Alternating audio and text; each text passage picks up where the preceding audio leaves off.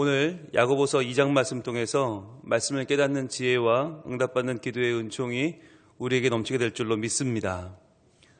우리는 어제부터 야고보서를 시작했습니다. 야고보서 강해를 하면서 여러분 어제 뭘 강조했어요? 야고보서가 어떤 책이라고 했어요?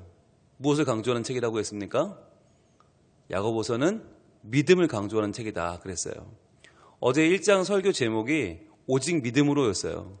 그런데 이 오직 믿음으로가 그냥 제가 한 소리가 아니라 어제 1장 6절 말씀에 오직 믿음으로 구하고 라고 했죠. 1장 6절 오직 믿음으로 구하고 거기서 제목을 가져왔어요. 그러면 그동안 우리가 왜 오해했을까? 왜 야고보서가 믿음이 아니라 행함을 강조하는 책이라고 오해를 했을까? 여러분 그게 시점과 관계가 있어요. 시점. 그러니까 왜 바울은 믿음을 강조했고 야고보는 행함을 강조했다라고 우리가 그동안 이해했냐면 이 두 사람의 시점이 바울은 예수를 아직 믿지 않는 사람들에게 믿어라 라고 얘기했던 거고 야고보서는 이미 믿는 사람들이니까 믿음에 대해서는 얘기할 필요가 없는 거예요. 그러니까 믿음대로 살아라 라고 했던 것이고 그래서 우리가 이 상황을 이해를 못하면 성경이 마치 한 입으로 두 말하는 것 같아요. 아니 언제는 믿으라더니 오직 믿음이라더니 또 야고보서에 오니까 뭘 또 자꾸 행하라고 그래. 그러니까 우리가 헷갈려요. 그래서 성경이 오직 믿음이냐 오직 행함이냐라고 우리가 자꾸 생각하는데 그건 왜 그러냐면 머리로 믿기 때문이에요. 머리로. 그렇잖아요. 어머니가 자녀한테 공부하라고 하죠. 공부하라 합니다. 그런데 또 그 말만 합니까?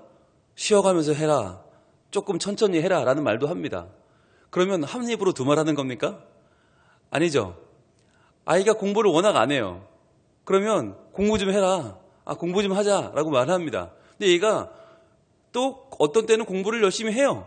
근데 너무 심하게 해. 그러니까 엄마 입장에서 걱정돼요. 그러니까 좀 천천히 하자라고 말할 수 있는 거잖아요.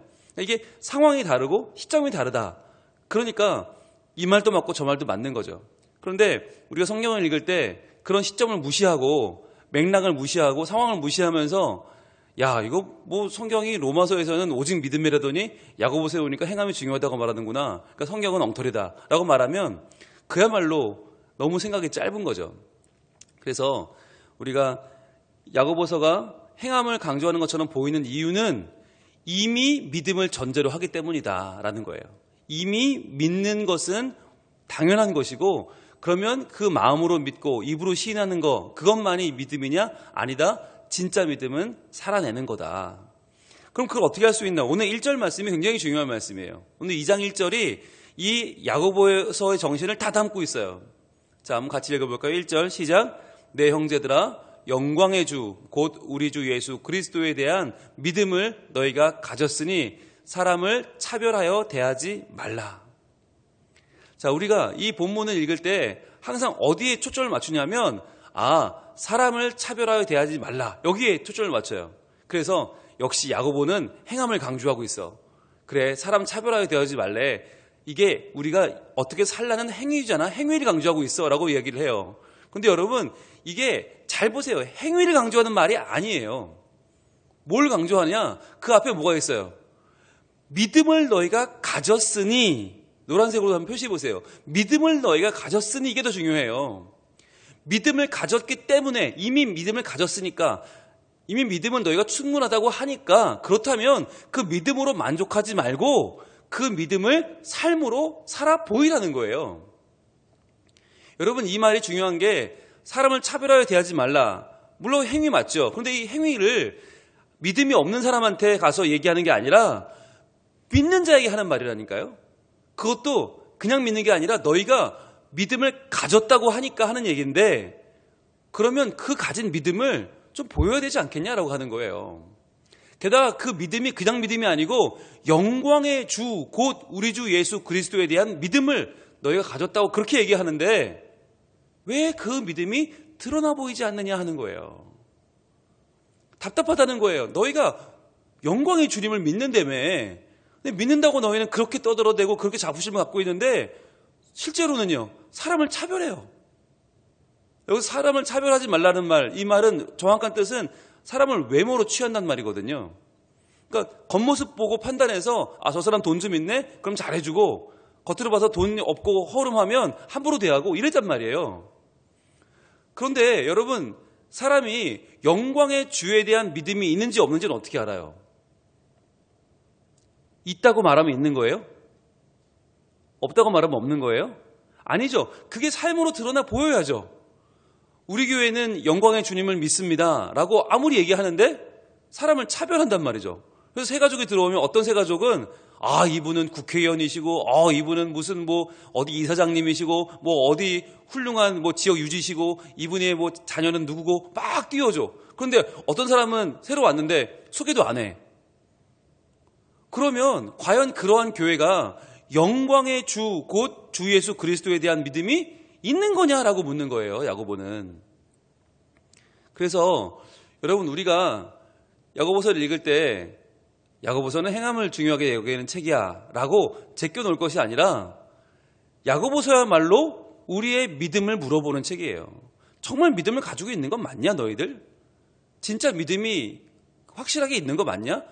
그런데 왜 삶은 그따위냐? 라고 물어보는 책이 야고보서인 거예요. 그래서 역사적으로 보면 왜 야고보서가 천대를 받았나? 로마서가 말하는 믿음을 강조하지 않았기 때문이 아니라 오히려 더 솔직히 말하면 믿음만으로 구원받는다는 싸구려 복음을 지향했기 때문이에요. 여러분, 이 싸구려 복음이란 말이 왜 나왔냐면, 값싼 복음이란 말이 왜 나왔냐면 이게 독일에서 나온 말이거든요. 독일이 굉장히 신학적으로 발달했어요. 정말 신학적으로 보면 역사적으로 최고의 신학자들이 제일 많이 나온 데가 독일이고, 사상이 발전하고 생각이 복잡하고, 독일어는 정말 신학을 하려면 독일어를 해야 되는데 독일어는 단어 하나에 굉장히 많은 의미를 담고 있어요. 자, 그런데 그랬던 독일이 나치를 지지했잖아요. 히틀러를 지지해서 유대인들을 핍박하고 홀로코스트 몇백만 명을 죽였어요. 그러면서 눈 하나 깜짝하지 않았어요.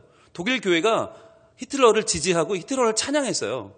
그 당시에 교회가 너무너무 이 나치에 대해서 둔감하고 다른 생명을 죽이는 일에 대해서 공감해버렸어요. 왜 그랬을까? 그게 이제 값싼 복음 때문이에요. 우리는 이미 예수를 믿어. 이 믿음이 확실해. 믿음으로 구원받았어. 이 신칭이가 너무 그 안에 확실히 있어요. 여러분, 루터가 독일 사람 아니에요. 그러니까 마틴 루터가 이야기한 믿음으로 의롭게 된다고 하는 이 신칭이가 독일 사람들한테는 너무 확실한 거예요. 그러니까 우리는 그러면 됐다. 우리 믿음으로 구원을 이미 얻었다. 그러니까 히틀러가 정권을 잡든 유대인들을 수백 명 죽이든 우리랑은 아무 상관없는 거예요. 우린 이미 구원받았으니까. 우린 이미 다 믿음이 있고 우린 다 복음으로 하나님 나라 갔으니까 이미 이 세상에서 뭐가 어떻게 되든 상관없어. 세계대전을 벌이든 다른 나라를 침공하든 그거 다 괜찮은 거야. 그래요. 다 우리 그냥 지지하고 밀어주자. 이게 독일 교회였어요. 그래서 그러한 독일 교회를 보면서 보네포라고 하는 목사님이 니들이 믿음이 있다며. 마틴 루터의 나라라며. 종교개혁을 한 나라라며. 그런데 너희 삶은 왜 이렇게 엉망진창이냐? 라고 했던 꺼낸 말이 바로 값싼 복음, 싸구려 복음이었어요. 그럼 대체 너희가 믿는다는 게 뭐냐? 독일 사람들 그렇게 어려운 독일어 써가면서 정말 많은 사람들을 무시하고 혼자 교만한 신학이 그렇게 발전했는데 그럼 뭐냐? 실제로 삶에서는 히틀러한테 열광하고 남의 나라 침공하고 다른 사람 다 죽이면서 그것을 아무렇지 않게 여기는 니들의 삶은 내가 볼 때 믿음이 없는 것 같다라고 보네포 목사님이 가슴을 치면서 한 말이 값싼 복음이었어요. 그러니까 야고보서는 지금 우리에게 값싼 복음으로 살지 마라. 값싼 믿음으로 살지 말라고 지금 우리를 더 성숙한 믿음, 더 가치 있는 믿음으로 나아가라고 말하는 거예요. 그런데 그게 교회에 환영을 못 받았다니까요. 게다가 한국 교회는 더욱더. 그러니까 한국 교회에서는 많은 사람들이 그냥 주여 주여 불러 믿으면 구원받습니다. 할렐루야. 여기만 취해서 로마서에 취해서 야고보서는 지금까지 설교도 안 하고 야고보서가 다루고 있는 이 믿음에 대해서는 제껴놨어요. 그리고는 야고보서는 행함을 강조하는 조금 이건 좀 별로인 책이야 라고 야고보서를 제껴놓은 거죠. 그러다 보니까 한국교회가 이렇게 됐어요. 그냥 믿으면 다 구원받는데 믿으면 돼. 너 믿니? 오케이. 통과. 이렇게 해버린 거예요. 그러니까 분명히 예수는 믿는데 살아가는 모습은 세상이 보면 실망하는 거죠. 야, 이거 교회 엉망진창이구나. 교회가 더 심하구나. 믿었었는데, 신뢰했는데 교회가 참 이기적이고 참 고집불통이고 지들밖에 모르는 이거 정말 상종 못할 사람들이구나 라고 세상의 교회를 바라봐요. 왜? 교회가 야고보서를 잃어버렸기 때문이에요. 우리가 영광의 주에 대한 그리스도에 대한 믿음이 우리가 있다, 가졌다 라고만 말하지 그것을 사람을 차별하여 대하지 않는 것으로 보여주지 못하기 때문이에요. 그래서 이제는 우리가 이 시대에, 이 감염병 시대에 교회에 대한 신뢰가 땅에 떨어지는 이 시대에 다시 돌아가야 될 믿음이 뭐냐? 야고보서에 대한 믿음인 거예요. 너무 로마서에 있었어요. 우리는 너무 갈라디아서에 있었어요. 이제는 야고보서로 넘어가서 우리의 신앙을 입증하고 보여주고 그것을 세상 가운데 다시 한번 신뢰를 얻는 방향으로 나타나야 된다. 그게 이제 야고보서가 강조하는 바예요. 그래서 여러분 오늘 1절에 믿음을 가졌으니 라는 말은 믿음이 있다. 그러니까 그 믿음이 있다면 그것을 삶으로 보여라 라는 말이라고 말씀드렸죠.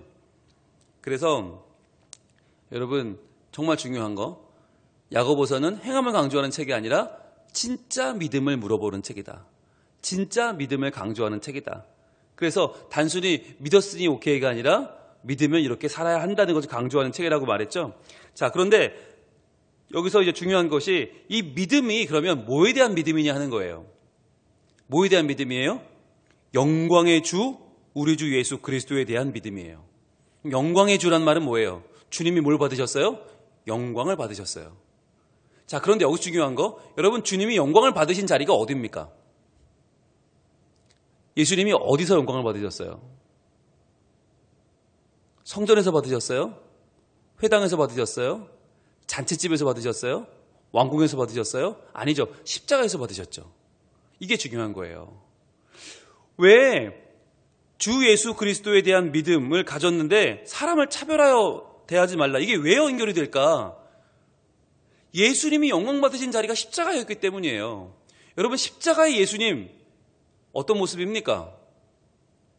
영광을 받으신 십자가의 예수님은 화려합니까? 빛이 납니까? 흠모할 만한 게 있습니까? 아니면 그분을 따를 만한 게 있습니까? 아니면 처참하고 연약해 보이고 불쌍해 보이고 죽어가는 모습이고 실제로 십자가의 예수님은 볼 게 없어요. 정말 눈 뜨고 볼 수가 없는 처참한 광경이에요. 그런데 우리가 볼 때에는 외모로 취할 때에는 아무것도 아닌데 그분이 지금 어떻게 됐다고요? 영광을 받고 있다고요. 그분이 모든 인류를 구원하고 우리의 모든 죄를 대속하고 모든 인류를 하나님의 자녀로 다시 한번 끊어진 다리를 연결시키는 그 영광의 자리가 어디예요? 십자가예요. 그러니까 우리가 십자가의 예수님이 영광을 받으시는 우리 영광의 주라는 믿음을 가지고 있다면 이제 더 이상 사람을 외모로 판단해서는 안 된다. 눈으로 판단해서는 안 된다. 그 이야기를 지금 이 사도 야고보는 강조하고 있는 거죠. 여러분 우리가 예수님을 너무 멋있게 생각하는 경향이 있어요. 지금까지 예수 영화에서 남자 주인공들이 너무 잘생겼어요. 그런데 실제로 그랬을까 생각해 볼 필요가 있어요. 게다가 예수님이 영광을 받으신 자리인 십자가, 그 십자가에서 예수님은 정말 얼마나 낮아지시고 얼마나 처참하고 얼마나 정말 끔찍했을까를 상상을 할 필요가 있어요. 그래서 우리가 예수님의 고난이라고 하는 패션 오브 크라이스트라는 영화가 나왔을 때 다들 막 극장에서 뛰쳐나가고 막 사람들이 영화를 거부했어요. 야, 예수님이 어떻게 저렇게 피투성이가 돼? 예수님이 어떻게 살이 찢어지고 뼈가 드러나고 야, 저거 너무 심한 거 아니야? 라고 말했어요.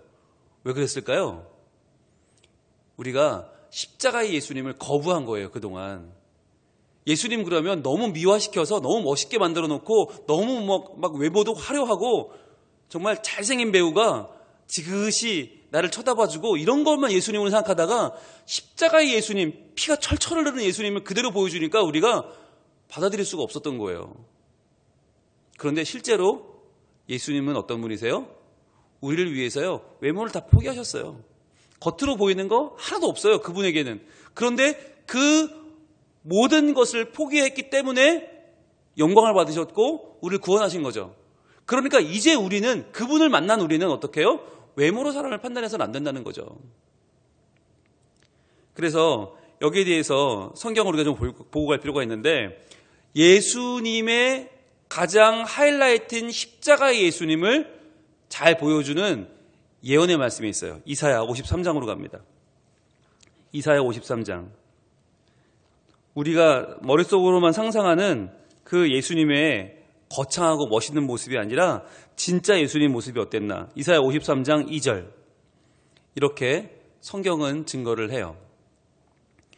특별히 예수님 모습 중에서도 특별히 어떤 모습이요? 영광을 받으시는 십자가의 예수님 모습을 이렇게 이사야는 예언하고 있습니다. 자, 이사야 53장 2절 시작.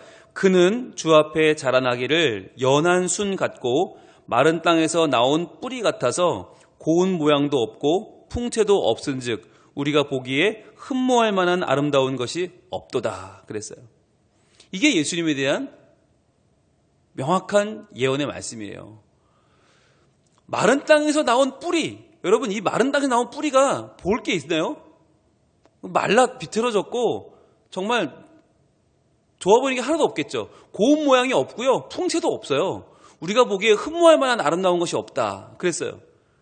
온통 피 흘리고 막 온몸에서 창자가 쏟아지고 피가 튀고, 이게 뭐가 볼 게 있겠어요?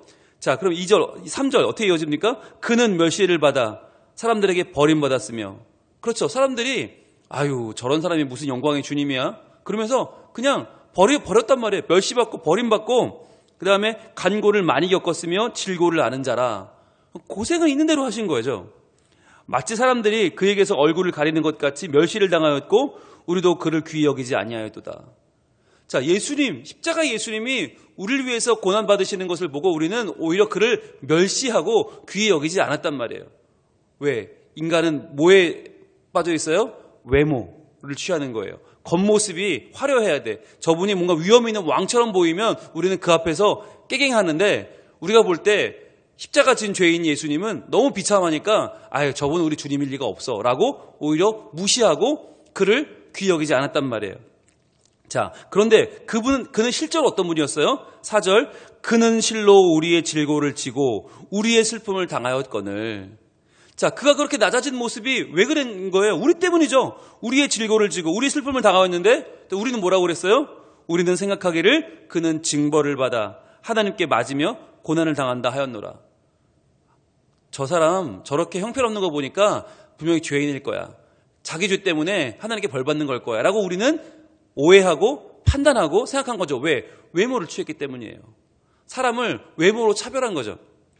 자, 그러면서 실제로 그는 어떤 분이에요? 5절, 그가 찔림은 우리의 허물 때문이요 그가 상함은 우리의 죄악 때문이라. 그가 징계를 받음으로 우리는 평화를 누리고 그가 채찍에 맞음으로 우리는 나음을 받았도다.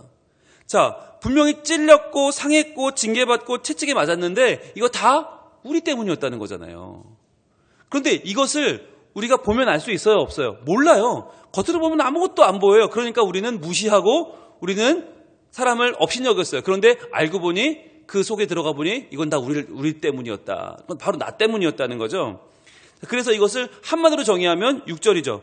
우리는 다 양 같아서 그릇 행하여 각기 제 길로 갔거늘. 다 이해 못하고 다 겉으로만 바라보고 그냥 내가 제길 갔어요. 그런데 여호와께서는 우리 모두의 죄악을 그에게 담당시키셨도다. 즉 여러분, 이게 정말 중요한 게 예수님도 우리는 오해해요. 왜? 겉모습만 보고. 그 인간의 한계예요. 안목의 정욕에 빠져있는 인간의 특징은 보이는 대로 판단하거든요. 그러니까 예수님이 우리가 볼 때는 별로 그렇게 멋있지 않아요. 예수님 피 흘리고 십자가 진 모습이 우린 별로예요. 그런데 실제로 그분은 뭐하고 있는 거예요? 영광을 받고 계신 거예요. 영광을. 왜? 우리 모든 죄를 씻고 우리 때문에 질고를 받고 우리 때문에 채찍에 맞고 우리 때문에 십자가 졌단 말이죠. 그러니까 믿음이라는 게 뭐예요? 믿음은 외모로 판단하지 않는 거예요. 믿음이라는 것은 눈으로 보고 내 마음대로 판단하지 않는 거, 이게 사람을 외모로 취하지 않고 차별하지 않는 거, 이게 믿음인 거예요. 그러니까 여러분, 이 성경 말씀은 야고보서 2장은 꼭 뭐 사람들 외모로 취하지 말고 차별하지 말고 이런 인간적인 세상 도덕을 말하는 것이 아니라 예수님 이야기를 하는 거예요. 어제도 말씀을 드렸지만 여러분, 우리가 오해를 해요. 야고보서는 뭐 하라는 게 많아. 이거 하라, 저거 하지 마라 하라는 게 많아. 왜? 행위를 강조한다고 오해하니까 자꾸 행위밖에 안 보이는 거예요. 그런데 왜 행위를 말하느냐? 왜일까요? 이게 잔소리하는 게 아니라 야고보 사도가 자기의 실수를 지금 고백하는 거예요. 자기의 연약함을 드러내는 거예요. 예수님을 외모로 취한 사람이 누구예요? 자기예요. 야고보예요. 자기 친형 예수님을 자기는 평생 그냥 자기 형으로만 알았어. 같이 한 집에서 먹고 자고 같이 놀고 같이 사는 형으로만 알았지, 이분을 외모로만 봤을 때는 하나님의 아들이라는 걸 상상도 못했거든요. 그래서 막 놀라운 일을 행하고 사람들 앞에 막 높임받을 때도 예수님을 이용해서 돈 좀 벌어볼까라는 생각을 했었지, 자꾸 예수님을 좀 띄우고 인기 있게 만들려고 했었지, 그분이 하나님의 아들이라고는 상상도 못했어요. 왜? 외모를 취했기 때문에. 그래서 여러분, 이 야고보가 지금 야고보서에서 어제도 시험에 들거든 항상 기뻐하라, 이 말씀 왜 했다고요? 예수님이 시험 가운데에서 그분이 영광 받는 걸 봤기 때문이죠. 그리고 어제 지혜가 부족하거든 하나님께 구하라. 왜 그랬어요? 내가 지혜가 부족해서 참 지혜이신 예수님을 못 알아봤어요. 그러니까 나의 연약함을 고백하는 말이 어제 야고보서 1장이었고 오늘 2장도 마찬가지예요. 예수님을 외모로만 판단하고 못 알아봤던 게 나예요. 그래서 내 잘못을 고백하고 실수를 지금 인정하면서 내가 그랬던 것처럼 여러분, 예수님을 못 알아보고 내가 평생 그분 동생이었는데 그분과 살면서 내가 그분을 못 알아봤어요. 여러분, 이렇게 살지 마세요 라고 말하는 거예요. 그러니까 여러분, 설교를 이렇게 할 때 설교자가 자꾸 이래라 저래라 하시면 여러분 기분 나쁘시죠? 뭐 자기나 잘하지? 이런 마음이 들 거예요. 아니, 자기는 안 하면서 우리한테만 하래? 그런데 만약에 설교자가 자기의 연약함을 다 드러내고 저도 이렇게 부족하고 저도 이렇게 못하지만 여러분 같이 한번 해봅시다 라고 말하면 훨씬 설득력이 있겠죠. 지금 야고보서는 그 방법을 택하는 거예요. 그러니까 무작정 행위만 강조하면서 이렇게 해라 저렇게 해라 하는 게 아니라 제가 그렇게 못했던 사람입니다 라고 말하면서 자기의 고백을 통해서 거기서부터 더 믿음을 같이 독려하고 같이 믿음의 세계로 들어갈 수 있는 길을 열어주는 책이 야고보서인 거죠. 그래서 우리가 야고보서를 읽을 때 이거 해라 저거 해라 이렇게만 읽으면 답답하고 짜증나요. 그래서 성경은 뭐 이렇게 하라는 게 많아. 그래서 사람들이 별명을 지었어요. 야고보서를 신약의 잠언이다라고 이 얘기를 했어요. 신약의 잠언이란 말이 뭐예요? 잠언에 이렇게 해라 저렇게 해라 이렇게 하지 마라 저렇게 하지 마라 얘기가 많으니까 마치 야고보서는 신약의 잠언과도 같다. 근데 여러분, 이 말이 맞아요 틀려요? 아니, 오늘 설교 들으신 거 맞아요? 이 시점에 고개를 끄덕이면 안 되죠. 여러분, 이 말은 틀린 말이에요. 여러분, 야고보서를 신약의 잠언이라고 말하면 그건요, 야고보서도 죽이는 일이고 잠언도 죽이는 일이에요. 왜? 잔소리책을 만들어버리니까. 마치 잠언과 야고보서는 믿음에 대한 얘기는 하나도 없고 예수에 대한 얘기는 하나도 없고 그냥 잔소리하는 책, 사서삼경, 이건 뭐 명심보감 같은 책이야 라고, 이거는 야고보서를 깔아뭉개는 짓이고 잠언도 같이 죽이는 일이에요. 의문의 일패를 한 거예요. 잠언은 지금. 야고보서는 평생을 예수님과 함께 살았는데 예수님을 알아보지 못했던 야고보가 내가 왜 못 알아봤을까? 믿음이 없었구나. 내가 평생 나의 형님 예수님을 하나님의 아들로 못 알아본 이유는 뭘까? 그분이 부활하시고 나에게 나타날 때까지 내가 몰랐던 이유는 뭘까? 내가 영광의 주를 알아보는 믿음이 없었구나. 내가 외모로 그분을 판단했구나. 내가 잘못됐구나. 이걸 깨닫는 예수님에 대해서 고백하고 자신의 연약함을 돌아보는 책이 야고보서예요. 그럼 잠언은 뭡니까? 잠언은 잔소리 책입니까? 이래라 저래라 하는 책입니까? 아니요. 솔로몬이라고 하는 다윗의 아들 솔로몬이, 왕이 다가올 메시아를 바라보고 그분은 정말 지혜의 왕이시구나. 그분은 지혜의 최고봉이시구나. 그래서 하나님이 주시는 성령의 감동으로 예수 그리스도를 미리 바라보고 쓴 최고의 지혜이신 예수 그리스도에 대한 찬양이 잠언이에요. 그래서 우리가 성경을 읽을 때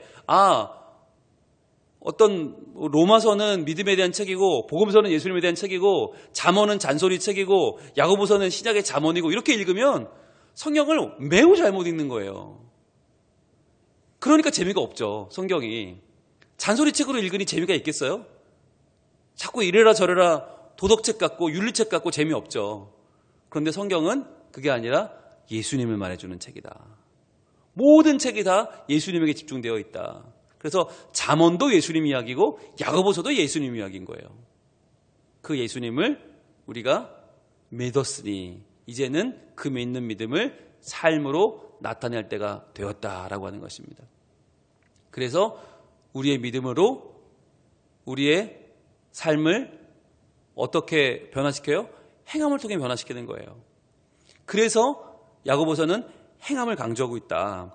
오늘 이 2장에서 우리가 꼭 보고 가야 될 말씀이 있는데 이게 2장 20절이에요. 2장 20절 한번 가봅니다. 20절부터 22절까지 석절을 읽고 마칠 텐데 자, 2장 20절 같이 읽습니다. 시작. 허탄한 사람아, 행함이 없는 믿음이 헛것인 줄을 알고자 하느냐. 자, 허탄한 사람아, 이게 누구예요? 믿는다고 하는데 행함이 없는 사람이에요. 그러니까 오직 믿음이면 되지라고 생각하는 아주 아주 저급한 사람이 허탄한 사람이에요. 행함이 없는 믿음이 헛것인 줄을 알고자 하느냐. 행함이 없는 믿음은 헛것이다. 믿음만 있다고 하는데 행함이 없어. 이건 의미가 없다는 말이죠. 진짜 믿음이 아니란 말이죠. 그러니까 이 말이야말로 행함을 강조하는 게 아니라 믿음을 강조하는 말인 거예요. 21절 우리 조상 아브라함이 그 아들 이삭을 제단에 바칠 때에 행함으로 의롭다 하심을 받은 것이 아니냐. 행함으로. 즉 우리는 아브라함을 그동안 믿음으로 의롭다 하심을 받았다고 알고 있었지만 그 믿음이 뭐냐? 결국은 행함으로 드러난 거 아니냐. 행하지 않았다면, 마음으로만 믿었다면 그게 드러났겠냐? 그게 의로움이 되겠냐? 이삭을 예수님이 하나님 바치라니까 제단에 바쳐야지 라고 마음으로만 믿고 가만히 있었다면 그게 어떻게 증명이 되냐는 거예요. 행함으로 증명을 해냈기 때문에, 그것이 보여졌기 때문에 의롭다 하심을 받은 거다. 그러니까 믿음은 드러나야 된다. 그래서 22절 내가 보거니와 믿음이 그의 행함과 함께 일하고 행함으로 믿음이 온전하게 되었느니라. 자, 여기에 노란색 들고 표시합니다. 믿음이 그의 행함과 함께 일하고 행함으로 믿음이 온전하게 되었느니라. 이 둘은 같이 간다는 거예요. 그러니까 믿음은 행함과 함께 일하고 행함은 믿음으로 온전히 된다. 이게 말이 뭐냐면 마치 사람을 이야기할 때 사람의 정신과 영혼 그리고 육체 이것은 여러분 분리할 수 있어요, 없어요? 나는 그 사람의 영혼은 좋아하는데 그 사람 육체는 싫어해. 이건 말이 안 되죠. 나는 그 사람의 육체랑 같이 사는데 영혼이랑 같이 안 살아. 말이 안 되죠. 한 사람을 이야기할 때 육신과 영혼이 같은 것처럼 믿음과 행위가 이렇다는 거예요. 믿음과 행위는 항상 같이 동반되어 일하고 믿음과 행위는 서로 균형을 잡아주는 역할을 한다. 그러니까 행함이 없는 믿음은 죽은 것이다. 그래서 많은 사람들이 오해를 해요. 야고보서는 행함을 이야기하는구나. 아니요, 그게 아니라 제대로 된 믿음을 강조하고 있다. 그래서 우리가 값싼 믿음, 자칫하면 로마서 갈라디아서만 보면 믿으면 되는구나가 아니라 이제는 믿었으니 이제는 믿음을 가졌으니 이제는 우리의 삶으로 믿음을 보여주고 행하고 온전케 하고 증명해내는 그러한 삶을 사는 저희가 되기를 우리 하나님 원하고 계십니다. 기도하겠습니다.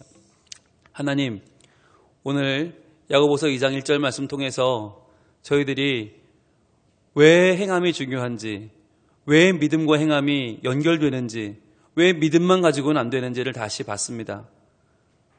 아무리 이신칭의가 중요하다 하지만 믿음으로 의롭게 되는 것이 끝이 아니라 시작이고, 믿음으로 의롭게 되었으면 그것을 삶으로 입증하고 보여주고 삶으로 온전케 해야 될 텐데 저희들 아직까지 미숙하여 그냥 믿으면 되는 줄 알고 삶을 끌어올리지 못했습니다. 그래서 한국교회가 욕을 먹고 손가락질 당하는 모습 가운데 있습니다. 하나님, 우리가 야고보서의 믿음을 다시 회복하게 하여 주시옵소서. 그리하여 남을 지적하고 이렇게 해라 저렇게 해라 하는 신앙이 아니라 사도 야고보가 그랬듯이 내가 우리 형을 못 알아봤습니다. 내가 그분을 외모로 판단했습니다. 내가 그분을 흠모할 것이 없는 그냥 우리 육신의 형인 줄만 알았는데 그분이 영광을 받으시고 십자가에서 죽으시고 부활하셔서 저를 만나 주셨습니다. 그분은 정말 영광의 주님이 확실합니다 라고 하는 믿음을 고백했던 것처럼 저희들도 연약한 우리의 삶을 인정하고 내려놓고 참 주님이신 예수님을 다시 바라보고 믿고 따르며 살아가는 행함으로 믿음을 증명해내는 복된 하나님의 사람들로 서게 하여 주시옵소서. 오늘 이 하루도 살아갈 때 우리의 믿음을 실천하고 믿음을 보이고 믿음을 입증하여 온전하게 되는 하나님의 사람, 믿음의 사람들로 우리의 삶을 변화시키는 거룩한 주의 백성들 다 되게 하여 주시옵소서. 내일부터는 또 명절입니다. 하나님, 오가는 길 지켜주시고 어디에 있든지 안전케 하시고 하나님의 평강 가운데 지켜주셔서 주님의 은총을 받고 감사를 누리며 이 명절이 지나면 더 밝고 환한 모습으로 믿음의 고백으로 주님 앞에 나와 예배하는 우리 성민 가족들 되게 하여 주시옵소서. 예수님 이름으로 기도합니다. 아멘.